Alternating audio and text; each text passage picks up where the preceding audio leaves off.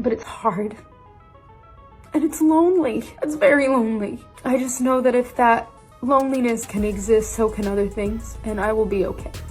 Rachel Zegler just faced the ultimate Hollywood nightmare, sitting in a nearly empty theater watching her own movie flop in real time. And not even Discount Tuesday could save it. The woke Snow White remake didn't just bomb. It practically vanished into oblivion.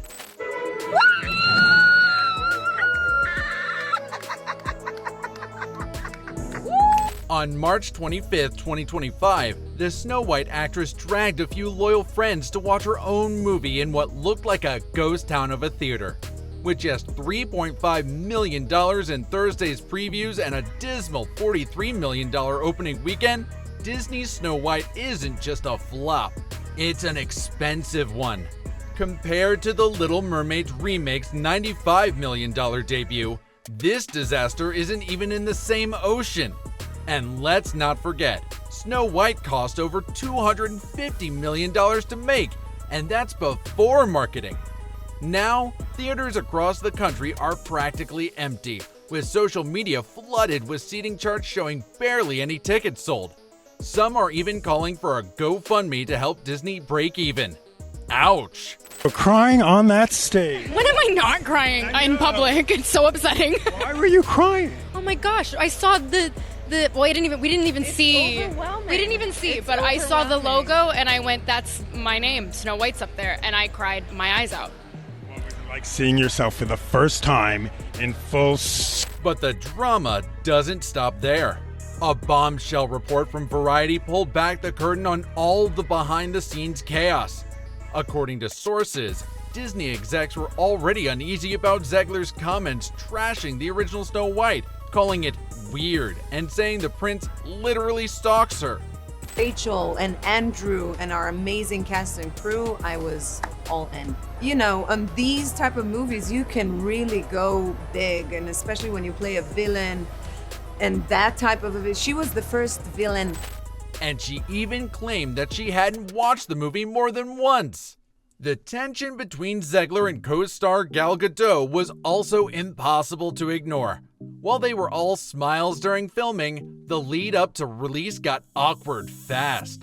After awkwardly pressing together at the 2025 Oscars, Zegler threw what many saw as a backhanded jab at Gadot, basically calling her a professional pageant queen in an Instagram reply. Let's rewind for a second. March 21st, 2025, Rachel Zegler posts a sweet, glowy Instagram tribute celebrating the release of Snow White. 4 years in the making, behind-the-scenes photos, nostalgic captions, all the cozy vibes.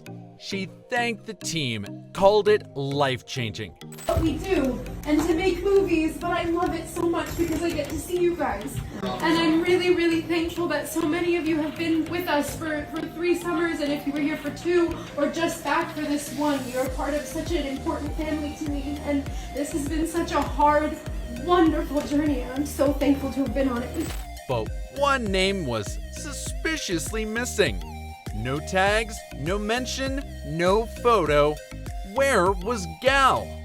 Fans noticed. Of course they did. Because when you go 4 years filming with someone and then crop them out of your public thank you, that's not just awkward.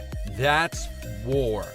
The final straw came after the presidential election when Zegler fired off an Instagram post reading, "May Trump supporters never know peace." Part of its widely anticipated Snow White remake, it's because of an anti-Donald Trump post she made after the election, writing, quoting here, "May Trump supporters and Trump voters and Trump himself never know peace." Zegler is now apologizing. She writes in a new post, "I let my emotions get the best of me." That one sentence sent Disney executives into meltdown mode.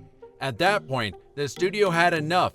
She was alienating half the potential audience for an already doomed film. In interviews, Rachel admitted she became a trending topic for all the wrong reasons. And it didn't help when she called the original Snow White plot weird. I mean, you know, the original cartoon came out in 1937, and very evidently so. There's a big focus on her love story with a guy who literally stalks her. Yeah. Weird. So we didn't do. Then there's the Seven Dwarfs debacle. You didn't think we'd skip that, right? Peter Dinklage kicked off the backlash, slamming Disney for being progressive with casting, but still telling a story about 7 dwarves living in a cave. Because right now there's more dwarves on this podcast than there are in the new Snow White movie. And that's probably due to Peter Dinklage. Yeah. Instead of hiring actors with dwarfism, they replaced them with photorealistic, kinda creepy digital creations. Fans weren't impressed. The backlash was immediate. People called it out for being both performative and tone-deaf, progressive while sidelining actual representation. The Snow White adaptation and spending a whopping, the guys, $270 million to make it. Now, we should note, NBC News has reached out to Disney and Zegler's team for comment. We haven't heard back.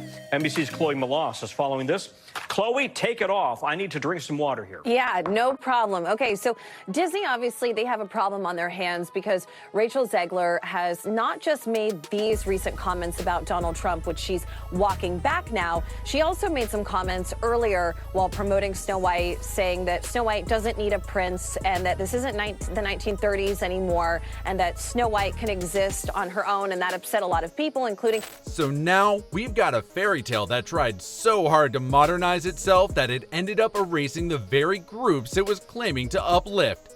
Now, as the film continues its spectacular box office nosedive, Zegler's team is reportedly scrambling to salvage her reputation.